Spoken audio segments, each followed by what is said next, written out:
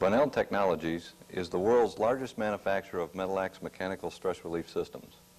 META-LAX is Bunnell's registered trademark for vibrational stress relief. META-LAX means metal relaxation and is being associated with superior dimensional machining stability, dimensional stability in time, reduced fatigue cracking problems in use, reduced processing cost in time and money, and when used during welding, which we call META-LAX weld conditioning, a finer, more uniform grain pattern is developed in the weld metal, and an increase in the ductility has been reported by several users. Users report that META-LAX processing benefits them by virtually eliminating many costs associated with furnace stress relieving. The equipment operates on electricity at about 1/100th the cost of furnace fuel. It saves an average of 95% processing time. Extra part handling, transportation time, and associated costs are eliminated. It eliminates needless secondary machining and grinding operations created from furnace stress relief processing. It controls distortion up to 84% better than conventional furnace stress relief treatments. It provides residual stress relief assurance for enhanced quality. It increases workpiece endurance limits in service. It allows better machinability. It's an on-site application. META-LAX can stress relieve a ship, an oil drilling platform, or a 2,000-mile-long pipeline, and you can't put those in a furnace. Hello, I'm George Hebel, an engineer with Bunnell Technologies Incorporated. Bunnell engineers have been providing META-LAX stress relief service for 15 years. The META-LAX processing has been applied to thousands of workpieces of all sizes, configurations, and material. According to Dr. Van Vleck, in his book, Elements of Material Science, residual stress is an internal stress retained following mechanical or thermal straining. Mechanical straining is caused by plastic deformation. Processes such as cold roll, cold drawn, bending, stretching, and restraining are good examples. Thermal straining is caused by a rapid temperature drop. Such processes include machining, hardening, welding, casting, and even a poorly done furnace stress relief treatment, where the temperature comes down too fast may create more residual stress than was removed. By way of example, let's examine two stress conditions in a simple test.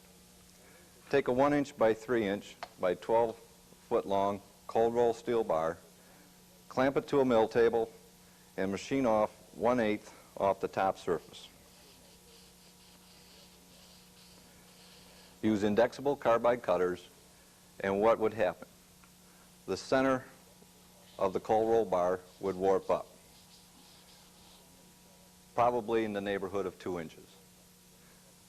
Use the same setup, same planer mill, same speeds and feeds, same indexable carbide cutter, only this time we'll use a 1x3 by 12-foot hot roll steel bar.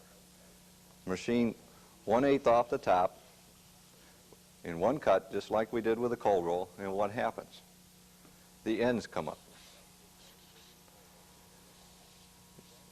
The ends would probably warp a 1/2 inch, exactly opposite in character to the cold roll. Another opposite is the fact that cold straining tends to increase the strength, whereas thermal straining tends to reduce the strength. Therefore, stresses caused by rapid heat reduction are the detrimental stresses. Rapid heat reduction causes distortions and shortens fatigue life. It's these thermal stresses that are addressed by the META-LAX process. Residual stress relief can be accomplished 6 different ways: 3 thermal methods and 3 mechanical methods. The 3 processes are the thermal processes: furnace stress relief, heat the workpiece up to relax the stresses, and then slow cool so as not to introduce new stresses. But slow cooling can cause a loss of up to 50% of the metal strength. Also, furnace processing must still be limited to the workpieces that will fit in the furnace, and it is very costly in fuel. Cryogenics, dropping the temperature very low and suddenly bringing it back to cause a thermal shock.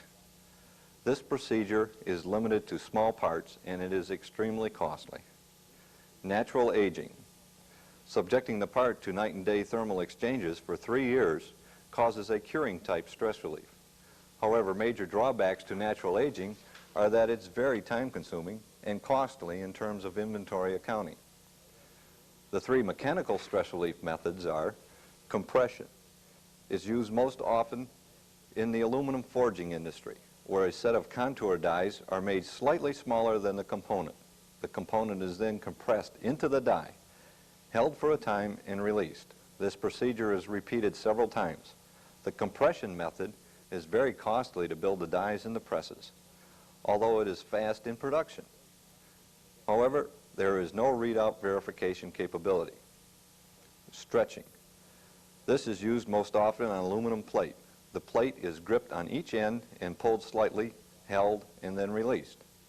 This is repeated several times. As with compression, the machinery to stretch is expensive, and there is no verification of stress relief. I would like to note that because stretching is a recognized method for stress relief, the stretching of test specimens in a tensile pull test will stress relieve the specimen as they first start to stretch. Therefore, tensile testing cannot be relied upon for residual stress verification. Hardness testing cannot be used as an indicator for presence or absence of residual stress either. Hardness tests only tell how hot and at what cooling rate was.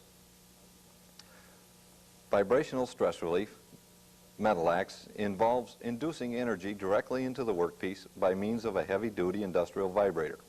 It is a low-cost and fast process. The META-LAX process can be tooled to any volume production requirement in small parts like chainsaw teeth or in large parts like aircraft carrier hulls. The equipment is portable, so it can be taken to the job site, even in the middle of Alaska or in the middle of the Pacific. It can be operated from the back of a pickup truck or from a boat. It is verifiable. By taking before and after vibration response graphs, there is the capability to verify metallurgical changes.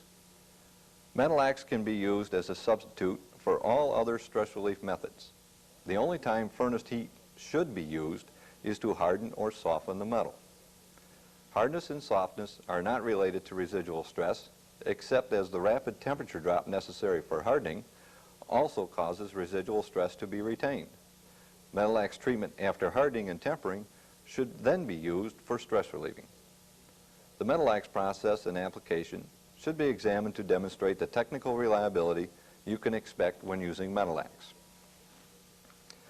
Analysis of the basic metallurgical stress strain diagram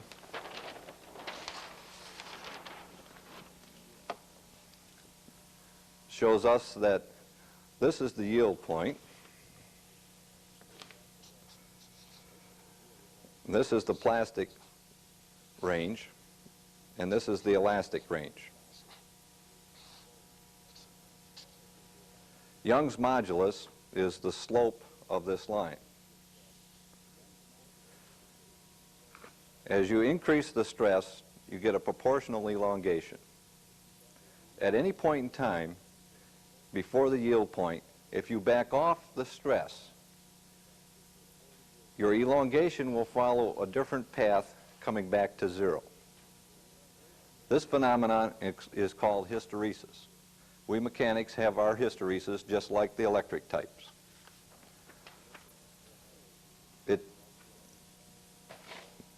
This curve is represented as lost energy. Now, every sixth grade student knows that you cannot lose energy. You can only convert it and exchange it. Vibration works in conjunction with this hysteresis phenomenon. Vibration is mechanical straining within that elastic limit. If vibration can develop straining, then it can develop hysteresis. As vibration develops hysteresis, it can cause the metal to absorb enough energy to cause relaxation of residual stresses. Therefore, the more susceptible the material is to this hysteresis, the bigger this area is for any particular material, the better META-LAX will work. So much for metallurgy. Vibration studies demonstrate which types of vibration will generate the maximum potential hysteresis. A sinusoidal waveform is demonstrated by a cyclic pattern of loading, unloading, negative loading, unloading, and so on.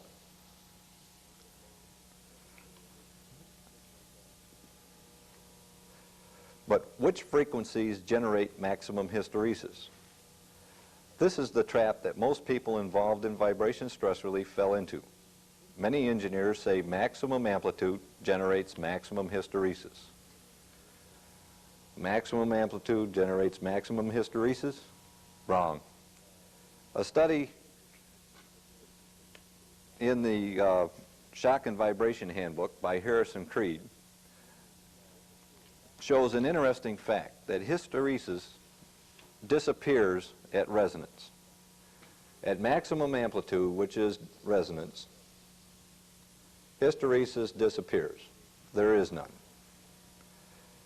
Before resonance, before the resonance zone, there isn't any hysteresis. There's not enough straining to cause hysteresis.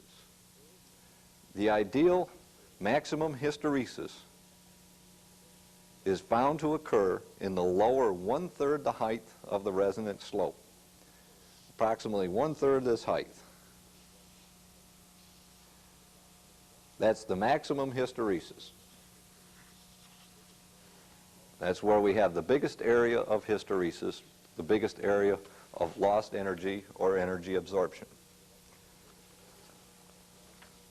This also relates to electrical theories of impedance. The leading slope of resonance is capacitance and the trailing slope is inductance. This establishes the optimum set point for vibrational mechanical hysteresis or energy absorption, which will cause stress relief.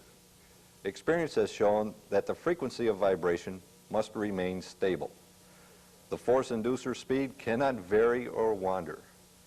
If the speed is allowed to wander, the vibration frequency will pull itself up to the resonant frequency. Now, how do we know when stress relief occurs? Our early experiences shows that if vibration was allowed to operate at a maximum hysteresis point for a time dwell, then a recheck of the location of the resonant frequency showed it was gone. The resonant frequency actually moved to a different place. But why? The mathematical formula for resonance makes no allowance for moving the resonant frequency, or does it?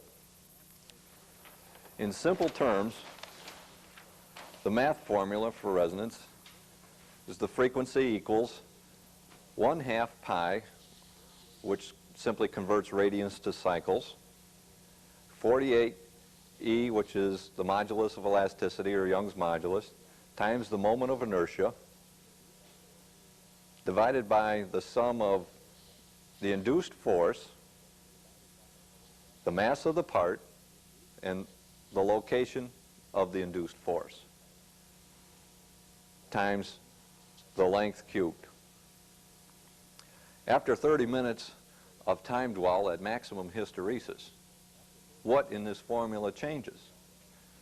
The radians don't change, the moment of inertia hasn't changed, the length hasn't changed, the mass of the vibration inducer and the induced weight hasn't changed, the mass of the part hasn't changed, the location of the vibrator is still in the same place.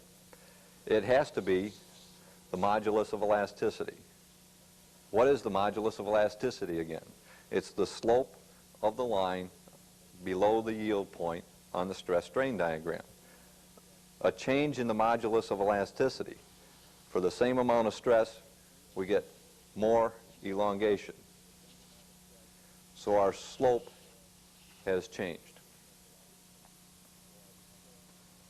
This is the only thing that's allowed to change in that mathematical formula.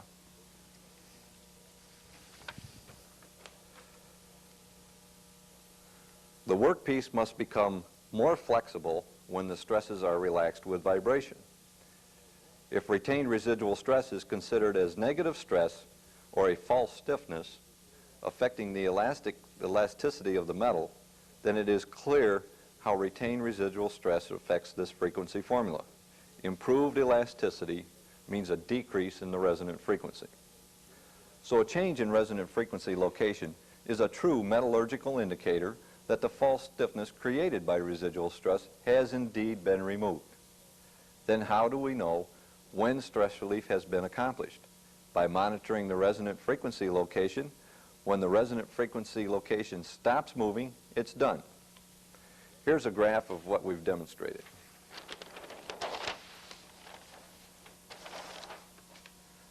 We'll graph a frequency scan of the vibration inducer against the amplitude movement of the workpiece that's being stress relieved.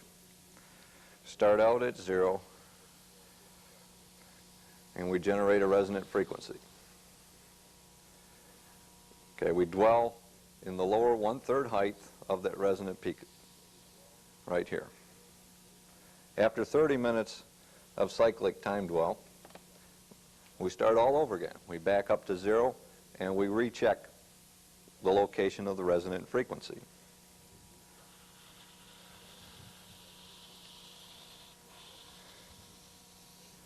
Now we find that the resonant frequency has shifted position.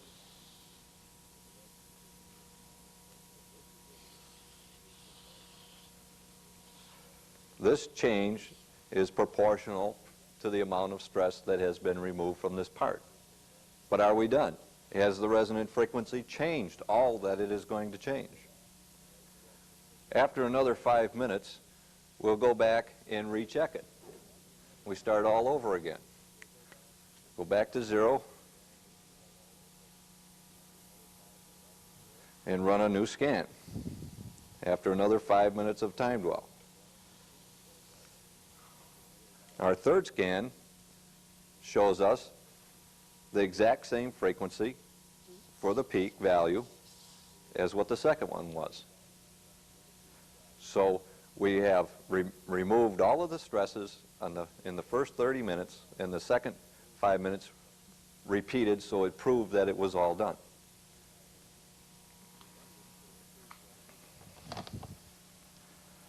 That's the theory. How can this knowledge be applied?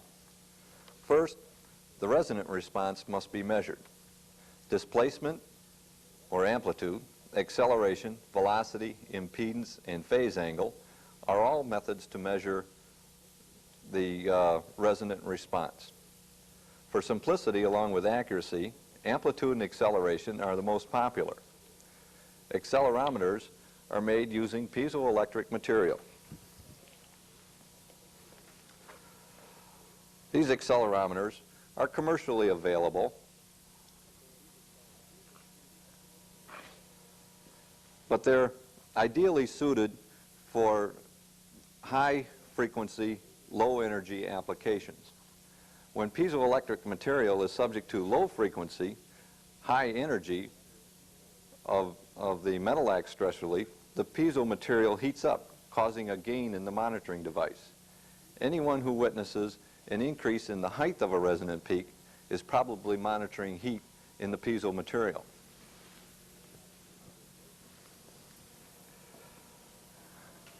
Displacement transducers develop an electrical signal proportional to the amplitude of the vibration.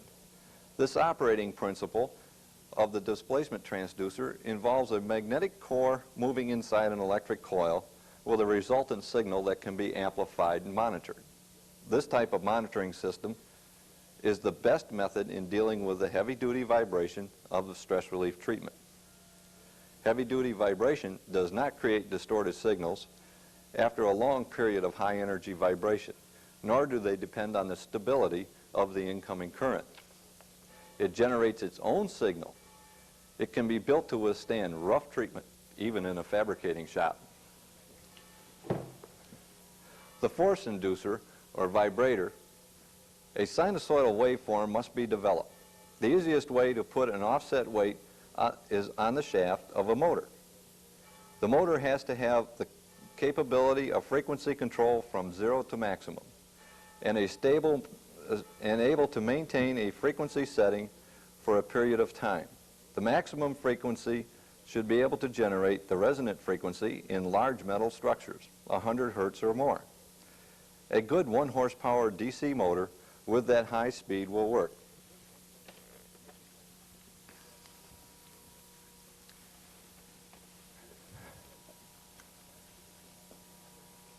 The eccentric weight attached to the shaft should be capable of generating the amplitudes necessary to cause enough straining to develop the hysteresis. It should also be capable of developing enough amplitude to be monitored. A set of eccentric weights which are adjustable to accommodate various sizes of components have been developed to facilitate this.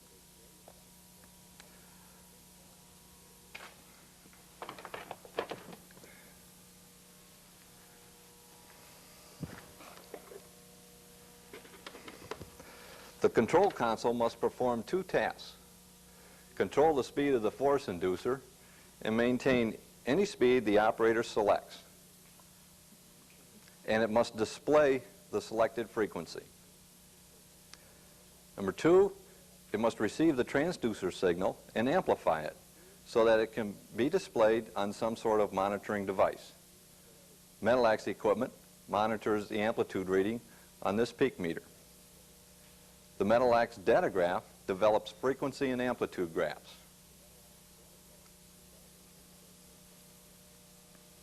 Of course, there is a power circuit to turn the equipment on and off, and an elapsed timer circuit for automatic shutdown after a preset time is included.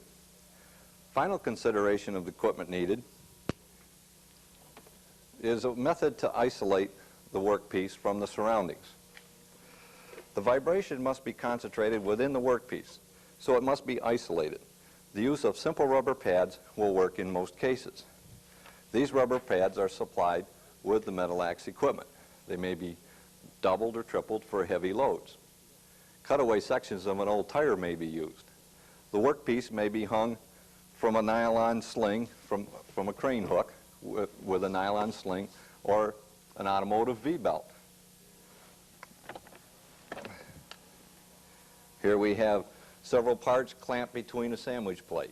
These happen to be sitting on the rubber pads, but they can be also hung from a nylon sling.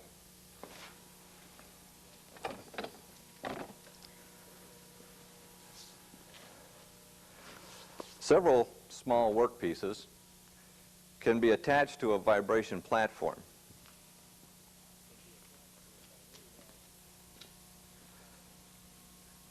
Here we have a platform that is marketed by Bonnell Technologies. The tabletop vibrates. It's isolated with rubber pads. The vibration inducer is mounted underneath. Several parts can be stacked on the top at one time. We can stack up small parts, such as this gear, create a whole table load. We can hydraulically clamp them. We can robot load and unload them so that it is completely automatic. While I'm over here, I'd like to point to a couple other products of Bonnell Technologies. This is our 3300 system. We call a lab unit because it's not meant to move around the shop because of the sophisticated electronics could be damaged in the movement, constant movement of it. The 1100 system is our portable system. This is the one where you just take this top console and put it in a pickup truck and take it out in the field, or you can put it on the boat and take it out and stress relieve the propeller shaft on a big ship or whatever you'd like to do. This is a popular seller.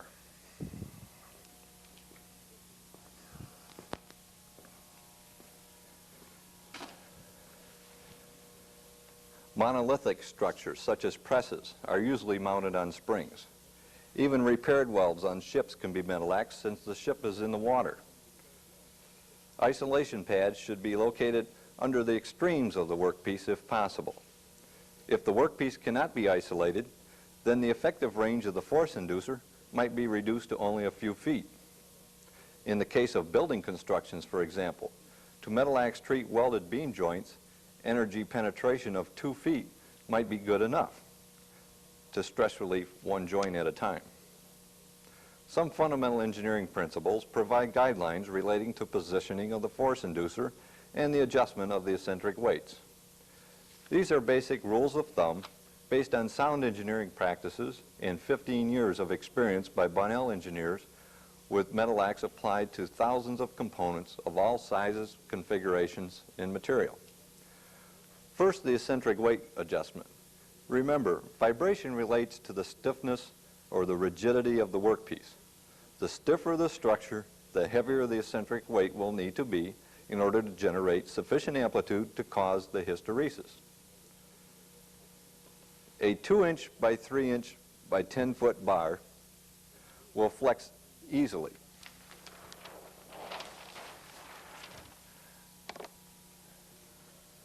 Therefore, we would have an eccentric weight setting of 20%.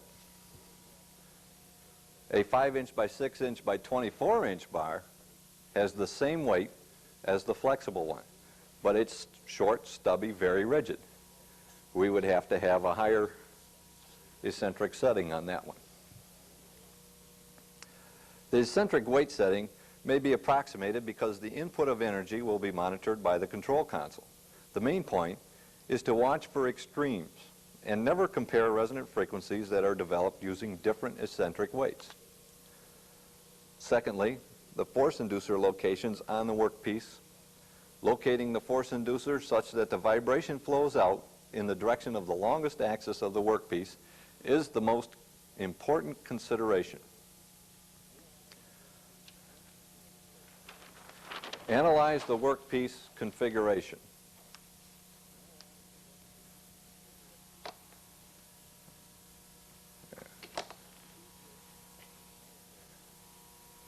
On C shapes and L shapes, we could mount the force inducer so that the vibration flows out on both sides, one side at a time, but located on both sides. A better situation would be to put a steel bar across and C-clamp around. That way, the force inducer from one location would flow through the whole part. The same with an L shape.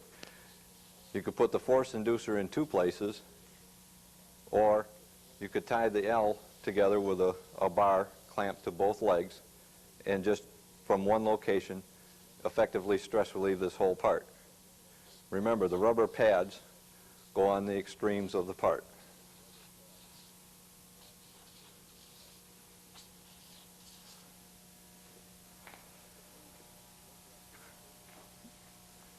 If we look at the location of the force inducer on a 6-inch by 10-foot by 40-foot piece of steel plate, we could effectively stress relieve this whole plate from one location. Set the vibrator right in the middle. As the vibration flows, the straining will diminish, but never be destroyed. You'll still have straining out on the ends. To effectively stress relieve this part from that one location would probably take between 6 and 8 hours. A better way to do this would be to section off this part mentally in your mind, divide it into 4 pieces, put the rubber pads under the ends,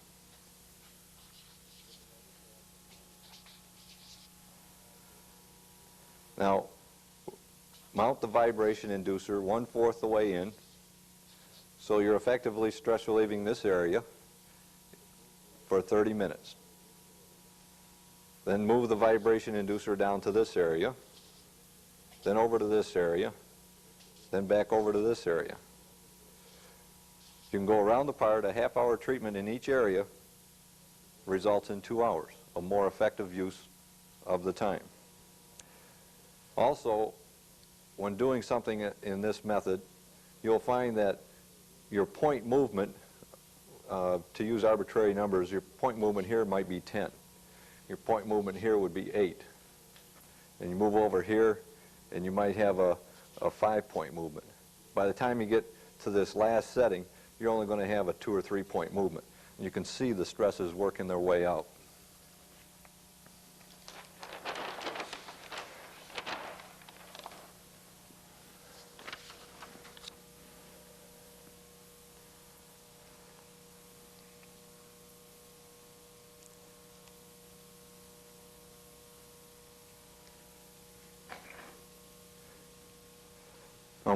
Making sure everything is being considered when mounting the vibration inducer and the rubber pads. let's look at this structure. We have a machine base. Looking at the end view, we have a C shape, even though this machine base might be 10, 20, or 40 foot long. If we mount the vibration inducer on this side of the machine base, the effective penetration is going to follow a pattern something like this area here will effectively be stress relief. This area up in here won't have any vibration penetration at all. We'll mount the rubber pads under the ends, and don't worry about the center sagging, because it's not going to sag beyond the yield strength, and when you remove the weight of the part, it's going to come back to zero anyway. It'll come back to a zero strain condition. On this type of configuration, depending on how long it is, we have to mount the vibration inducer on both sides. And let's, as engineers, instructing shop people, get in the habit of marking the prints as to where you want the shop people to locate these things. Where you want the vibration inducer, in the direction of flow, where you want the transducer, and where you would like the rubber pads. On this part, we could locate the transducer right here on this rail and right here on this rail.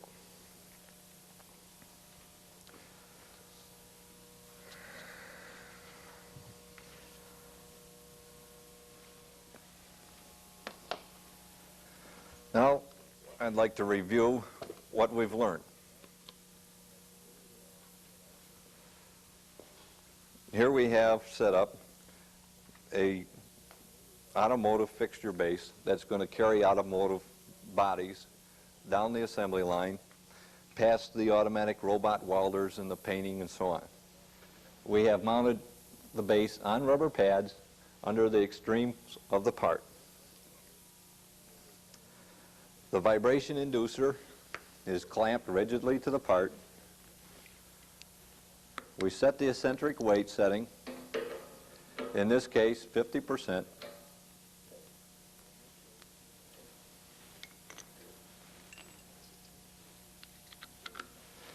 We've mounted the transducer near the vibrator, but away from the isolation support pads.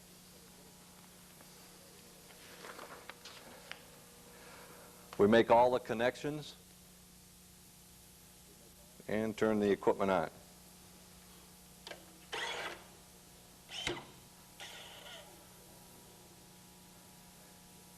After all of the electric circuits get charged up, we can then run our first scan and see what the amplitude readings will be for the different vibration frequencies.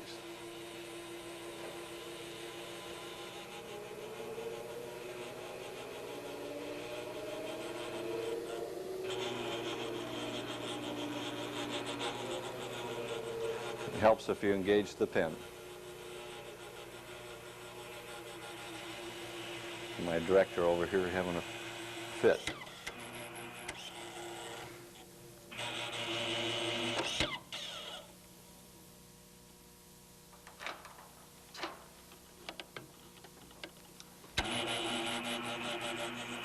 There we go. We're going to do a real one this time.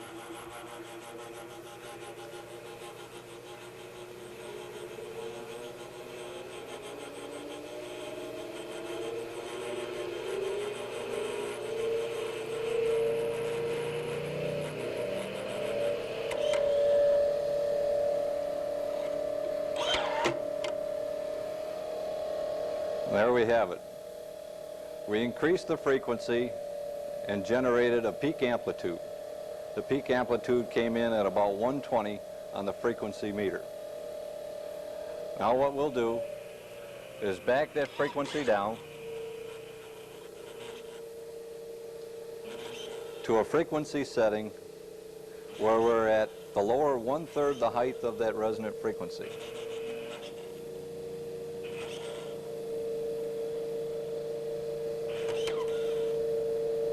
Right about there.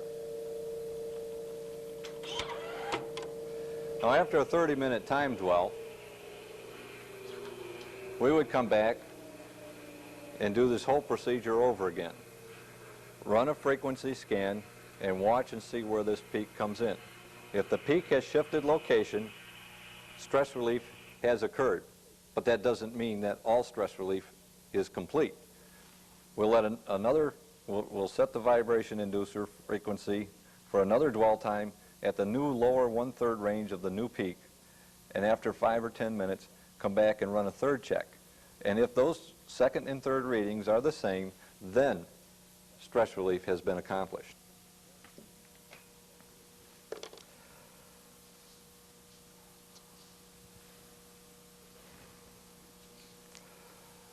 The benefits of improved grain structure, increased ductility, less cracking, and longer fatigue life in weld metal and in the heat-affected zone can be gained by using META-LAX. The components to be welded must be attached and held firmly in place, tacked together, or clamped to a welding table. The force inducer should be attached so that the vibration flow will be in the direction of the longest welds. The eccentric weights are adjusted slightly lower than normal so as not to break the tacked welds. The workpiece should be META-LAX stress relieved at a sub-resonant frequency in order to loosen up the stiffness in the material to be welded. If the component is large, the sub-resonant zone will change as the applied weld solidifies and the component stiffens. The frequency, therefore, should be monitored and readjusted frequently to keep the vibration in the sub-resonant META-LAX frequency range. The META-LAX vibration should be continued until the weld has cooled enough to touch after welding is complete. When welding in this manner, the welding equipment should usually be set for about 3% more heat, that is, more amperage. Skip welding can usually be eliminated. Some META-LAX users have reported decreased distortion and a 15% savings in welding time. For 15 years, Bunnell Technologies engineers have traveled all over North America, applying the META-LAX process to large and small components of many material. The META-LAX technique and equipment have been developed and refined so that they are easily applied by shop personnel and rugged enough for even the most demanding shop environment. The effectiveness of META-LAX stress relief has been demonstrated in thousands of components, including Trident submarine components, cast iron motor blocks, P-20 plastic injection molds, B-1 bomber aluminum tooling and airframe components, D-2 die inserts, hundreds of car carrier trucks used on auto assembly lines, large gears for personnel carriers, aluminum castings used in the Army's M1 tank and the Canadians' LAV tank, structural steel towers for the U.S. Bureau of Mines.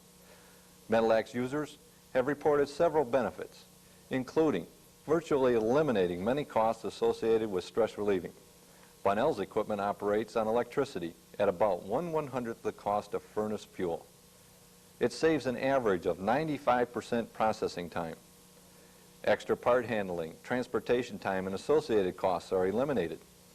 It eliminates needless secondary machining and grinding operations created from furnace stress relief processing. It controls distortion up to 84% better than conventional furnace stress relief treatments. It provides residual stress relief assurance for enhanced quality. It increases workpiece endurance limits in service. It allows better machinability. It's an on-site application. It can stress relieve a ship, an oil drilling platform, or a 2,000-mile-long pipeline, and you can't put those in a furnace. Bunnell engineers can design special holding and clamping fixtures. They can automate the equipment to treat hundreds of components per hour. META-LAX can fit into computer integrated manufacturing systems to gain dimensional stability of the final product. Solve your stress relief problems. Call 1-800-META-LAX.